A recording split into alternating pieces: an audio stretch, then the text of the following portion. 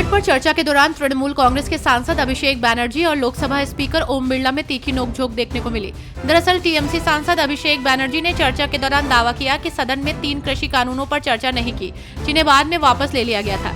अभिषेक बैनर्जी के दावे पर लोकसभा स्पीकर ओम बिरला ने आपत्ति जताई। उन्होंने कहा कि इस सदन में 3 कृषि कानूनों पर करीब 5.5 घंटे तक चर्चा हुई।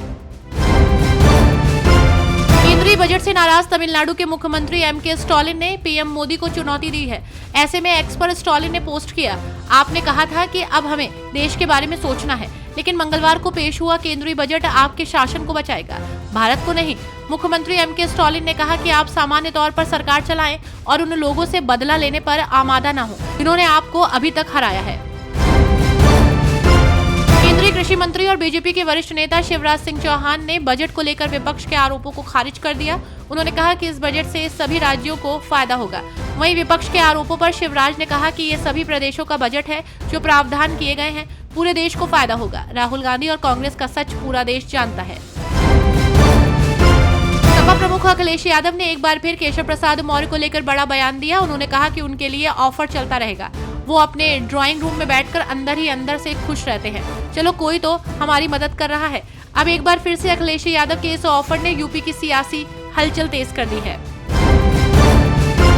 एसडीएम और तहसीलदार के लिए योगी सरकार का नया फरमान आया है। सरकार ने एसडीएम और तहसीलदार को अपनी ही तहसील में निवास करने का आदेश दिया है। ये भी स्पष्ट कर दिया है कि आदेश न मानने वालों पर सरकार कड़ी कार्रवाई करेगी। सभी जिलाधिकारियों को 7 दिन में प्रमाण पत्र उपलब्ध कराने के निर्देश दिए गए हैं। दिल्ली में एक बार फिर प्रशासनिक स्तर पर फेरबदल किया गया है। दरअसल दिल्ली में 8 आईएएस अधिकारियों के तबादले किए गए हैं। उपराज्यपाल वीके सक्सेना ने दिल्ली सरकार के अधीन और उसके अधिकार क्षेत्र से बाहर के विभागों में आधा दर्जन से अधिक आईएएस और डीएनआईसीएस अधिकारियों के तबादले किए। ये खबर सामने आते ही सियासी हलचल तेज हो गई। सरकार द्वारा पेश किए गए बजट को लेकर जमकर आलोचना हो रही है। ऐसे में महाराष्ट्र में एनसीपी नेता प्रफुल्ल पटेल ने केंद्र के बजट की तारीफ करते हुए विरोधियों को जवाब दिया। एनसीपी नेता प्रफुल्ल पटेल ने कहा, बजट में महाराष्ट्र और अन्य सभी राज्यों के लिए कई योजनाएं हैं। अगर 2 राज्यों का विशेष उल्लेख मिलता है तो किसी को ये नहीं भूलना चाहिए कि जब बिहार और झारखंड अलग हुए थे तो बिहार के लिए विशेष पैकेज की मांग भी उठाई गई थी।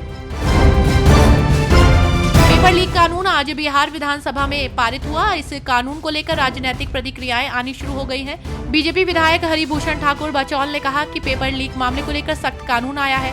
पेपर लीक करने वालों को 100 बार सोचना होगा। कानून से पेपर लीक नहीं होगा। छात्रों के हित के लिए निर्णय लिया गया है। दिल्ली के मुख्यमंत्री अरविंद केजरीवाल को लेकर इन दिनों सियासी पारा हाई चल रहा है। ऐसे में आपके राष्ट्रीय महासचिव संदीप पाठक ने संसद में बजट पेश होने के एक दिन बाद back to back X post कर केंद्र सरकार और बीजेपी पर निशाना साधा। उन्होंने अपने एक्स पोस्ट में कहा कि लोग मुख्यमंत्री अरविंद केजरीवाल जी को जेल में रखे हुए हैं। वहां उनका शुगर लेवल लगातार 50 के नीचे दर्ज हो रहा है और इस तरह से सोते हुए शुगर लेवल नीचे जाना उनके लिए जानलेवा हो सकता है।